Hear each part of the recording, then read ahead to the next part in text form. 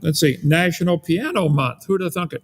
Sepsis Awareness Month, Sourdough September, Friendship Month, National Honey Month, National Chicken Month, National Childhood Cancer Awareness Month, National Mushroom Month. Did you see the mushrooms up on the North 40 by the cows? There's definitely a fungus among us. We got to watch it, okay? Let's see. Chiara Awareness Month, National Ovarian Cancer Awareness Month. As far as I'm aware, I don't have that, okay? National Sewing Month, Happy Cat Month. I think we've got some cats around here should go to heaven so they can be happy. Mm-hmm. National Preparedness Month, National Library Card Month, Pulmonary Fibrosis Awareness, Shake Month. Okay. Hunger Action Month. Man. Okay.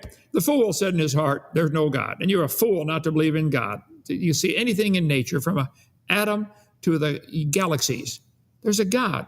Here we are, September the 7th. Okay. Tonight, comments on comments. I did a show a couple nights ago about the kiwi bird. And there's some comments under that one. Trying to explain how an animal like the kiwi can exist within the young Earth creation model. Was it in the ark? How did it get to New Zealand while being flightless? Things like that. Tom, I don't know. Do you believe the kiwi came from a rock, which came from a dot of nothing exploding? Is that your alternative? Huh? We'd have to ask when we watch the video when we get to heaven. How did the kiwi get to New Zealand? Maybe some people that were walking had a pet kiwi and they liked it. People, how many of you have pets? Anybody? How many of you have ever had a pet? Yeah. Okay. Let's see. Evolution could still be wrong, and it still not prove God exists. That's true. Mm-hmm. Listing a bunch of random information about an animal and then saying, "Wow, that's complicated. Must have been designed," isn't persuasive. Well, probably isn't to you, Tom. But if I gave something complex like this little stopwatch thing here.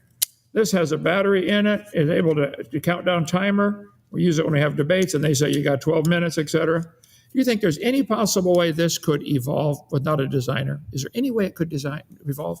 Is there any way a pen could evolve without a designer? Is that even possible? No.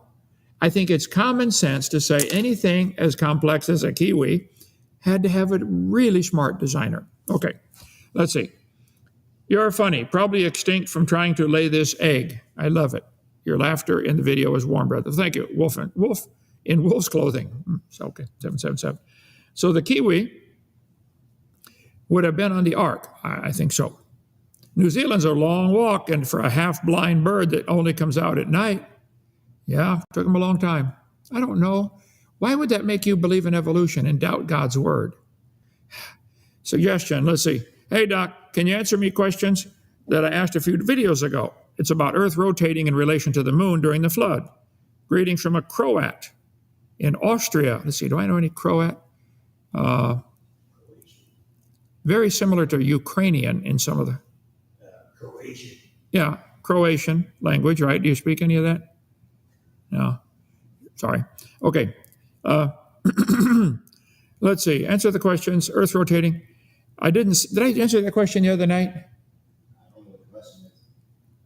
I don't remember the question, but I do know if the Bible is correct, and I believe it is, there used to be water under the crust of the earth, and when the fountains of the deep broke open, that water came to the surface of the earth, which is where Noah's flood came from. And that water's still here.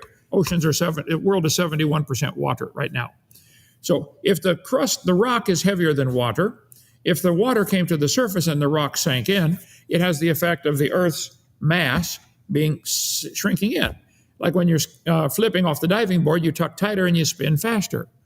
The tighter you tuck, the faster you spin. So the earth contracting its mass, the volume stayed the same, would make the earth spin faster, which makes the moon start moving away. Yeah, we cover all that on video number 1. Okay, let's see. Peer review. The window they peer through is dirty. They need that baptism so they can see clearly or just open the window. Yeah, has to be peer reviewed. In other words, other evolutionists have to agree with what you wrote or it won't get published in their evolution magazine.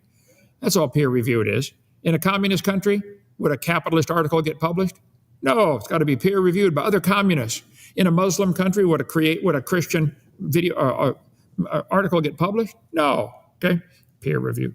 Queen of England still wearing the same coat today? I guess, I don't know. Rumble. Why do birds that are not able to fly still have wings? Fair question, okay. This guy wrote, the balancing and stability. Wings can act as stabilizers and help birds maintain balance while running or moving. They can be crucial for stability during fast ground locomotion. Our emus here run around all the time, and they throw those little tiny wings out when they turn corners. Part of their balance, okay? Display and courtship. In some flightless birds, wings are used for courtship, attract the girls or boys, okay? These displays can involve the bird flapping its wings or using them to make visual signs to attract a mate. Thermoregulation, maintain their body temperature. Intimidation and defense. Some flightless birds, when threatened, may spread their wings to appear larger and more intimidating to potential predators. They may use their wings for physical defense if necessary. Maintaining balance while nesting. When incubating eggs or caring for chicks, wings can help flightless birds maintain balance and stability while sitting on the nest. Yeah. Communication. They can communicate through visual signals, especially in species where vocalizations are not sufficient for communication.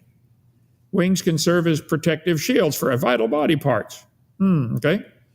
Why don't they have 4 legs if they live on the ground? Why don't they have 8 legs? Why doesn't everything in the water have 8 legs like the octopus? Fish don't have any. Why should they? People don't. Our arms have essential functions. Having wings but cannot fly seems like a design to me. Okay, I'll tell you what. What's that name? Whatever it is. You design a better one. Let's say you design anything that's alive. Anything. Design one, okay? Let's see. Humans, including humans, there are 13 animals on Earth that can travel bipedally, meaning on 2 feet. All these animals can walk on 2 feet. Let's see. Unfortunately for you, kiwi forelimbs really don't serve any of those functions. Are you sure they don't serve the ones he mentioned about, display, courtship, balance, mating? You sure? Burnt toast? Let's see. I'm not sure how, with what device or standard you're measuring my fortune. Perhaps you could explain. Because he said, unfortunately, how you measuring my fortune? Never mind, okay. Nest building. Kiwi wings are adapted for digging and building nests. Female kiwis use their wings to evacuate burrows in the ground where they lay their eggs. These wings are strong and well suited for digging. Kiwi wings. They dig their nests with them. I don't know. They dig and they live in the ground, okay? Communication. Kiwis are known for their vocalizations. They use their wings in some of these calls. They may flap their wings or use them to help amplify their vocalizations, which can be important for communication with other kiwis. I guess they know what they're talking about. Okay? Maybe come home for dinner, honey, is different than come home for dinner, honey. That means like now. I don't know. Go study kiwi for a while, okay? Thermoregulation. They use their wings to regulate body temperature, fluffing their feathers for trap more air for insulation. A lot of animals do that, okay? You do that. When it's cold, you have goosebumps, make your hair stand up to trap a layer of air next to your body. Took millions of years for that to evolve. Let's see. Balance and stability. Okay. Sometimes people don't want to hear the truth because they don't want their illusion destroyed. Some of you want so badly to believe in evolution. Anything we say on this program will not get through to you because you like that religion. It gives you freedom from God's rules, doesn't it? That's the reason. Come on, admit it, okay? No one can defend evolution with scientific facts, only imagination. I agree, okay? Apparently, evolution is so indefensible that y'all already overwhelmingly accept it. Even Kent himself does. Burnt toast, you are a few fries short of a Happy Meal, son, okay? I accept the idea that animals produce after their kind. They always have. God said that would happen.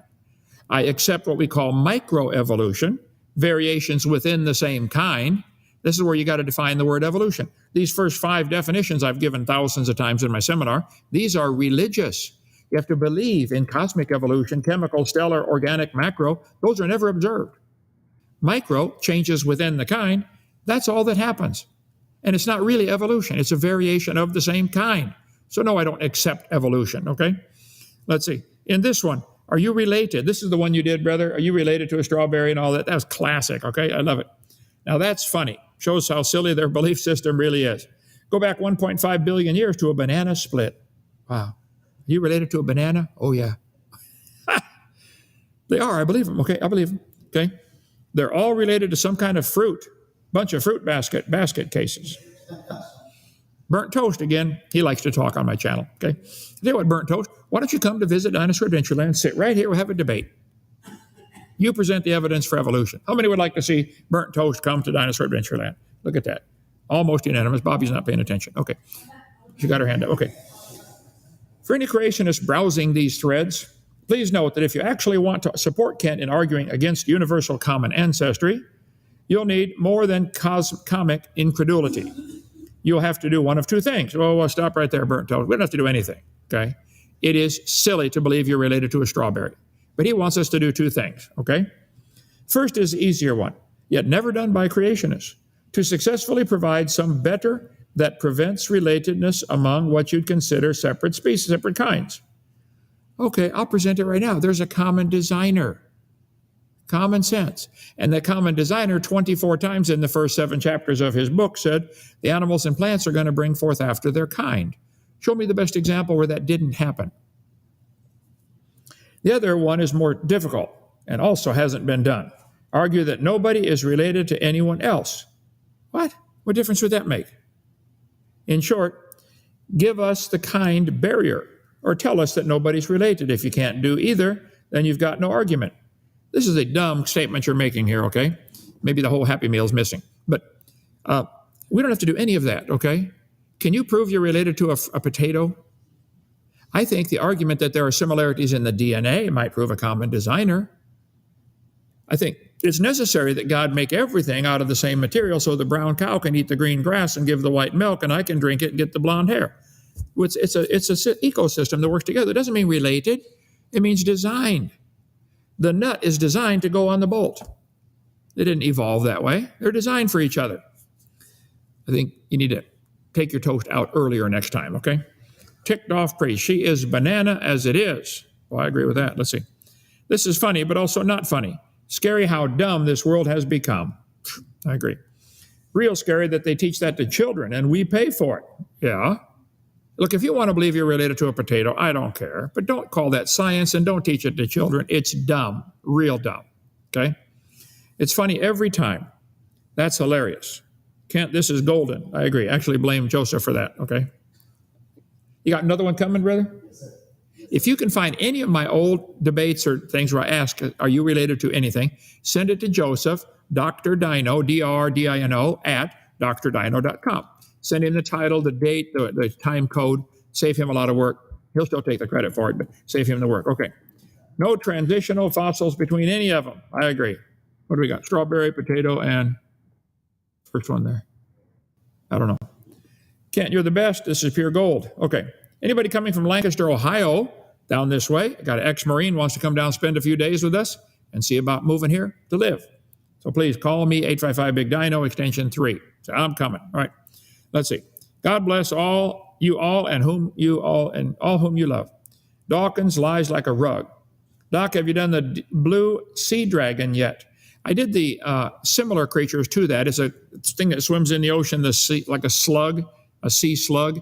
The blue sea dragon is a really special sea slug. So I did the sea slug some time ago, okay? Let's see. Geologic column. I fully agree with you. Otherwise, the Earth would have been growing bigger if it were made from material from outer space. They say these layers are different ages, and I keep asking them, guys, if the top layer's younger, where did it come from? Outer space? Or is material being added to the Earth or just shuffled on the Earth? If it's just shuffled around on the Earth, it's all the same age. There's no such thing as a geologic column. All these layers in here, they didn't make layers on that one, but it will. The layers these things make are the same age. They're all in here at the same time. There is no geologic column. That is pure baloney. They're lying to you. Okay. Dawkins said something about tax-free for Christians. I paid for my children to go to Christian school. I should have been able to use that rather than having to pay twice. I agree. See, what they don't want to admit this.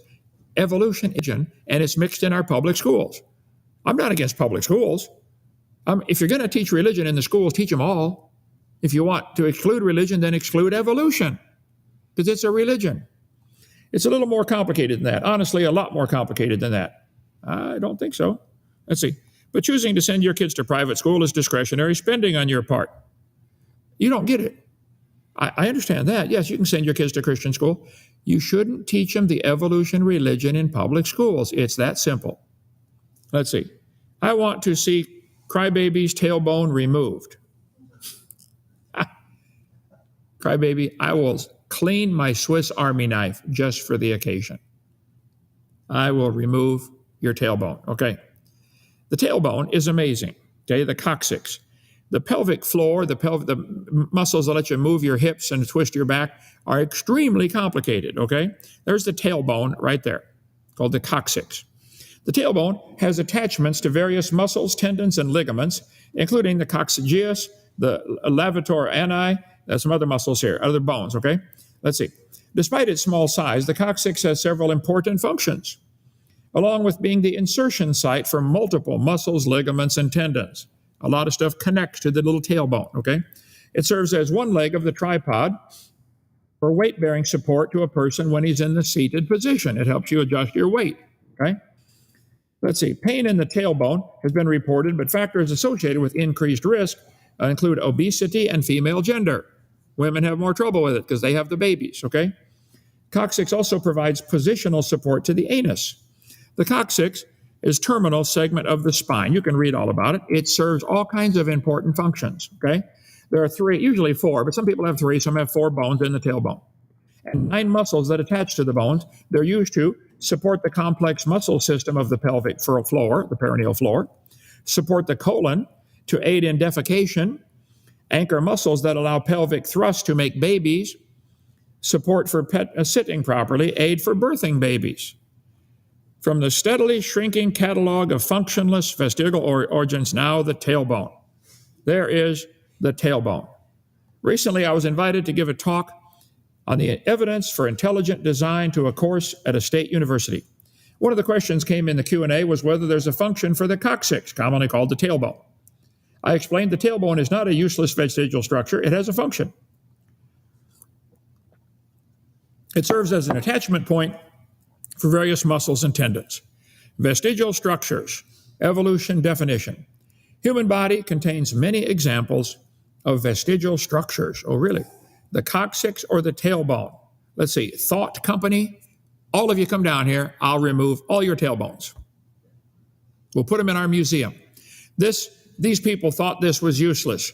Listen in about a week when they call in and complain and say, can I please have it back? Humans no longer have tails. That's brilliant. Now, he's pretty smart, okay? You got that one.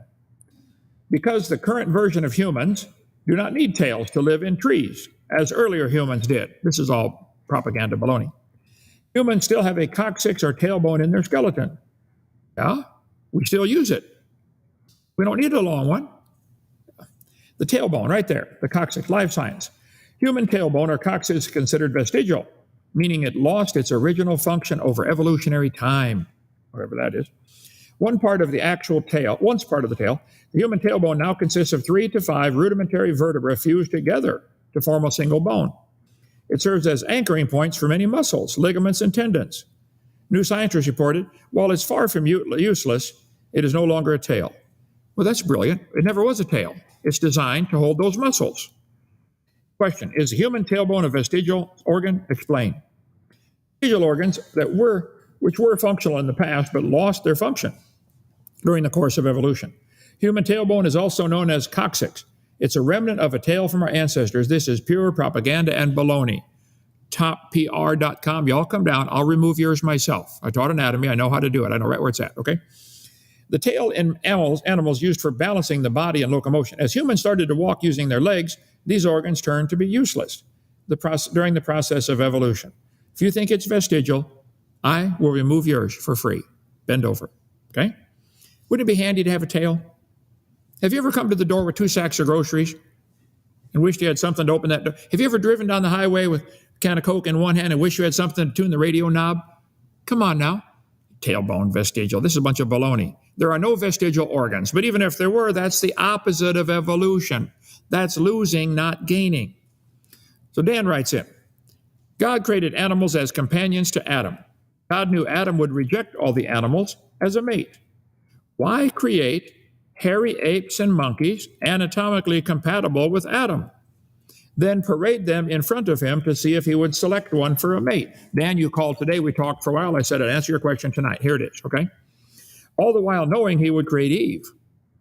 Monkeys and apes seem to be an unnecessary creation, and their existence reduces the uniqueness of man and has opened the door to the monkeys to man evolution theory that has led millions away from God. Well, if you think humans and apes are anatomically similar, of course there are some similarities. The same designer made them. But there are thousands of differences. Monkeys and apes cannot touch their little finger to their thumb. There's a special muscle in the palm that allows you to do that, okay? The skeletons are similar because the same guy designed them. Similar design doesn't mean common ancestor. It means common designer. Let's see. All right, here. Oh, did I get it? Yeah. All the while knowing he would create Eve. Well, yeah. God paraded all the animals in front of Adam so he could select a wife. Adam, one by one, rejected them, and he named them and then rejected them. Hippopotamus, no thanks. Elephant, no thanks, okay? Squirrel, no thanks, okay? He rejected them. It made him appreciate what he got when he got it. Would you want to come home to this every night? Huh? No. Let's see. Monkeys and apes seem to be an unnecessary creation. Well, wait a minute now. Monkeys and apes play a vital role in the great symphony of nature. There's a huge ecosystem going on out here. Plants growing, animals eating down the plants, keeping them from taking over the world. It's a balance of nature. Monkeys and apes are critical in the balance of nature. They show God's great genius. I think it's genius that he can make all these animals, okay? Let's see. Their existence reduces the uniqueness of man. Oh, no, it doesn't. Dan, here's the thing. I tried to get this today, but I was busy, okay, on the phone. Plants have a body and are alive, but that's it. Animals have a body and a consciousness of life that plants don't have. Animals have something plants don't have. Would you agree we can classify them differently? Ants, plants, and animals are different. Plants have a body, they're alive, but only a body. Animals have a body and a consciousness of life. We'll call that a spirit, okay? Man has a body, a consciousness of life, and a consciousness of God that neither plants nor animals have. Pigs don't pray before they eat. So, plants have a body, animals have a body and a consciousness of life called a spirit. Man has a body, a consciousness of life, and a consciousness of God, a soul. We are made in God's image. See, God has a body, soul, and spirit. We have body, soul, and spirit. Animals don't have that. Neither do plants. Okay? I pray the very God of peace sanctify you wholly. I pray, God, your whole spirit and soul and body be preserved blameless. See, we have got all three. So then you said, it opened the door to the monkeys to man evolution theory that led millions away from God. Dan, those that get led away from God by this, they wanted to get away from God. So God said, oh, okay, I'll make it easy. I'll produce monkeys and apes, and you'll look at them and say, wow, they look similar. Yeah. And then you'll come to the wrong conclusion, evolution. Because when they knew God, they glorified him not as God. Neither were thankful. They became vain in their imagination, and their foolish heart was darkened. Professing themselves to be wise, they became fools. Okay? Wherefore God gave them up to uncleanness through the lust of their own hearts, to dishonor their own bodies between themselves, who changed the truth of God into a lie and worshiped and served the creature more than the Creator. See, the evolutionists, they want to get rid of God. They don't want him in their life, okay? For this cause, God gave them up to vile affections, to change the natural use into that which is against nature, okay? They did not like to retain God in their knowledge. God gave them over to a reprobate mind. See, they don't want to believe in God. This is the problem right here. It is written, I will destroy the wisdom of the wise and bring to nothing the understanding of the prudent. Where is the wise? Where is the scribe? Where is the disputer of this world? Hath not God made foolish the wisdom of this world? He taketh the wise in their own craftiness. That's repeated in 1 Corinthians. He taketh the wise in their own craftiness. They think they're smart. He said, for the wisdom of this world is foolishness with God. It is written, he taketh the wise in their own craftiness. The Lord knoweth the thoughts of the wise, that they are vain. Those people who think they're really smart and believe they came from a rock. God said, okay, I'm going to let you go ahead and believe that. I think he made the monkeys and apes similar. If it wasn't them, it'd be something else. Giraffes also have the similar bone structure. Don't giraffes have a pelvis, humerus, radius and ulna, phalanges, neck bones, whole bunch of them. Yeah, okay. The fear of the Lord is the beginning of wisdom. The fear of the Lord is the beginning of wisdom. Fools despise wisdom and instruction. The fear of the Lord is the beginning of wisdom. See, God gave them up. He gave them up. He gave them over. They don't want to believe in God. So, Dan, this led millions away from God. That's where they wanted to go. If you seek the truth, you'll find it. People who really want to know will find it. I read what's the book about the missionaries going out? Eternity in Their Hearts. Google that one. A missionary wrote a book about, because he's talked to other missionaries all over, and frequently, when they get to some remote tribe out in the jungle someplace, the people were hoping somebody would come to teach them about God. There was one tribe where they had a witch doctor stood up in the middle of the tribe. He said, someday a white man will bring us a book to tell us how to meet the God, how to find the God that we lost. And this missionary showed up in the jungle sometime later, first white man they'd ever seen. They said, oh, where's the book? Where's the book? Of course, they're shouting in their language. He doesn't know. So he finally took the time to learn their language, and they said, where's the book? He said, what book are you talking about? Well, you're the white man. You're supposed to bring us a book to tell us how to find the God that we lost. He said, I got it right here, guys. Read the book, Eternity in Their Hearts. It'll make you cry. I think God, those who want to know God, they'll find him. If you just lean his direction, he'll do the rest. But these guys are leaning away from God. They don't want him. So they think monkeys are related to humans. Okay, let's see. A couple more and we'll quit. For evolution to be a religion, it would need to involve supernaturalism. Well, super means above. Natural is things that just are natural. I think evolution is above nature. It's not what we see. It is supernatural. You don't see any cow produce a non-cow. You believe it. But no evolutionist ever described evolution as supernatural. Well, of course they don't. I will. Evolution is supernatural. It's a religion. You guys don't think it is, but everybody else can see that it is. If it's not supernatural, controlling force, it can't be a religion. Well, there's your flaw in your logic. It is supernatural, and it is a religion. Let's see. Dark matter is supernatural. The Big Bang is supernatural. Natural selection is supernatural. I could go on. Me too. Anything changing to a different kind is supernatural. A dog coming from an amoeba? That's supernatural. It doesn't happen.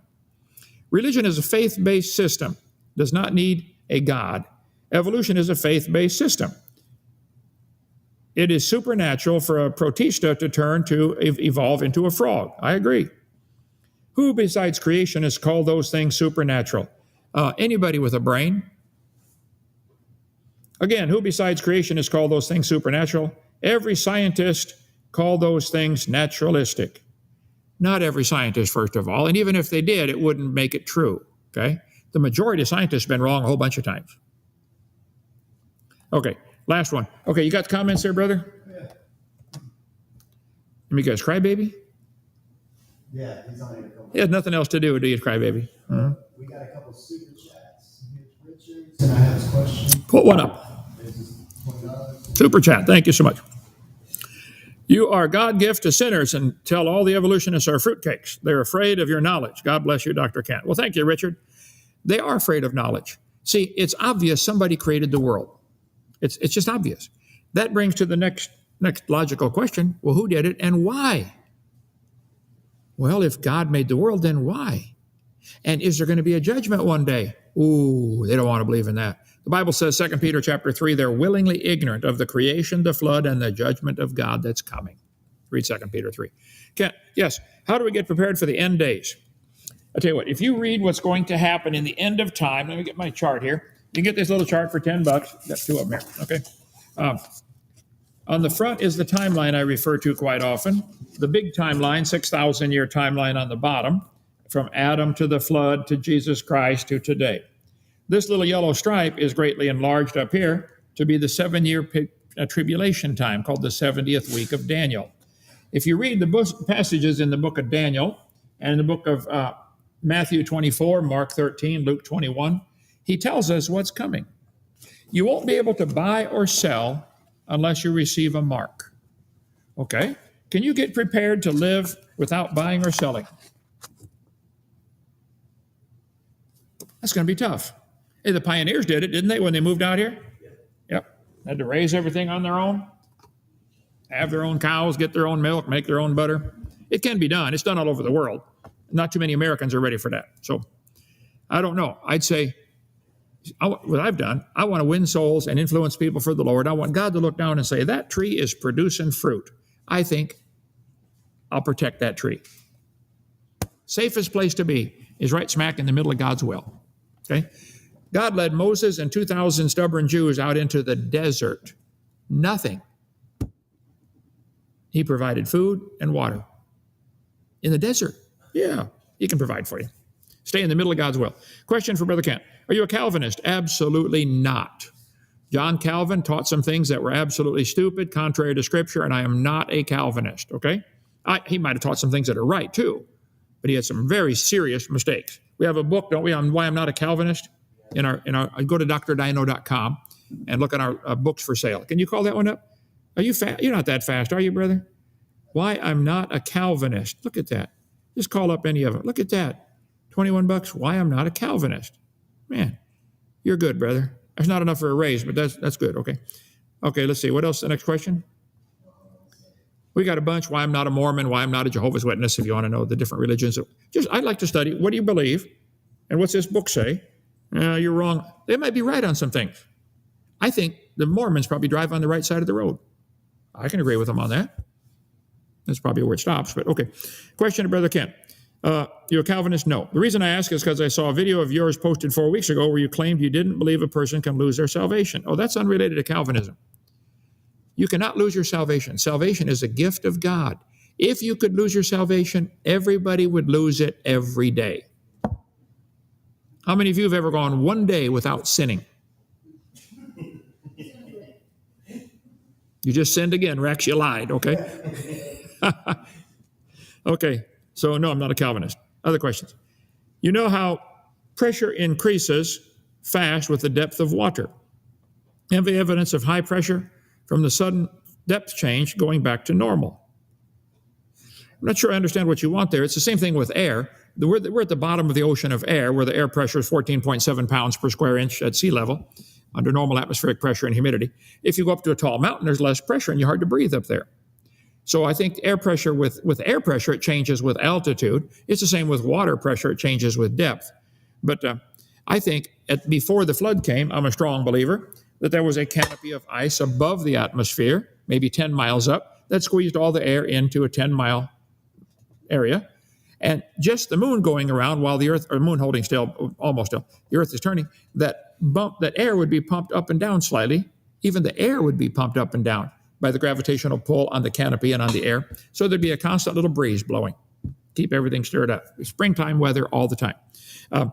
So then when that canopy collapsed, air expanded out to the current 50 miles or whatever, however you want to measure it.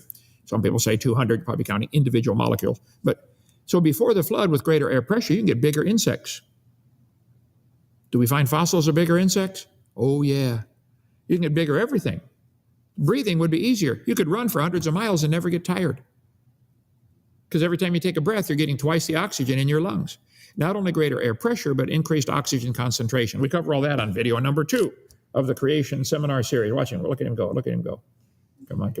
Look at that. Seminar Series, $50. Get the whole thing, 18 hours on science and the Bible. Okay? Next question. How do I begin the conversation with my coworkers about the Lord and about getting saved? There's thousands of different ways to begin a conversation. Ray Comfort's good at that. I disagree with him on some theology things, but he's really good at getting a conversation started. One simple one is, hey, where are you going when you die?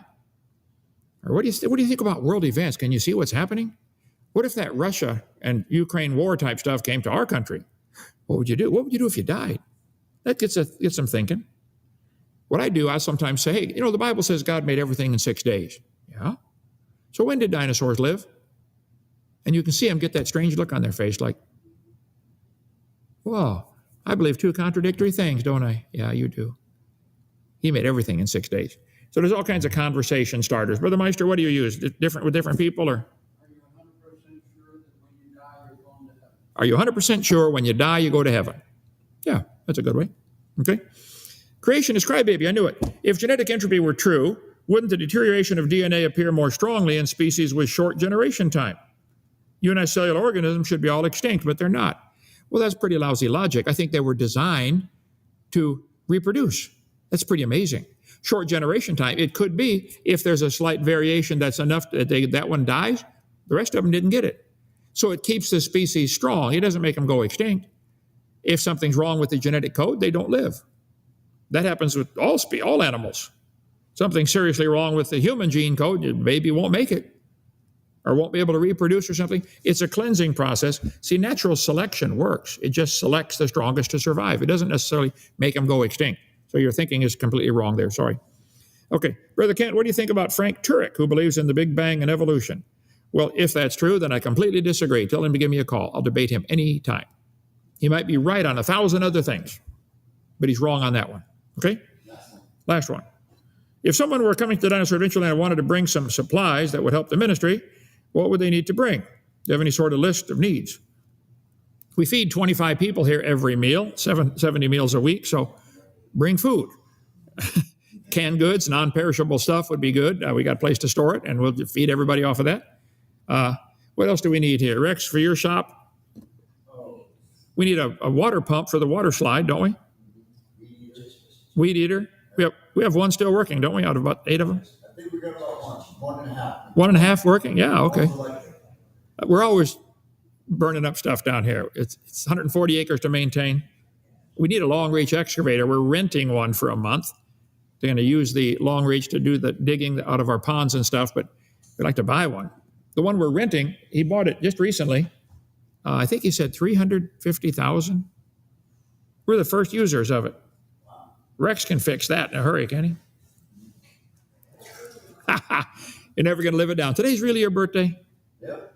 Let's sing him that Dinosaur Adventure Land birthday song. 1, 2, 3, 4. This is your birthday song. It isn't very long. Happy birthday, brother. Congratulations. We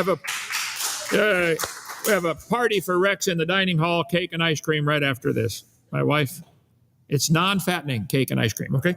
Any more questions? Thank you so much. Join us tomorrow for making babies. I won't spoil it and tell you which one, but I've been doing research on this one. How on earth did this evolve? I keep asking. You haven't answered any of them yet. You believe in science, don't you? Well, give me an answer how these creatures evolved this ability to make babies the way they do. I've given you 39 targets to shoot at. Come on. You haven't answered any of them because you can't, because your religion is stupid. God made the world. All right, see you.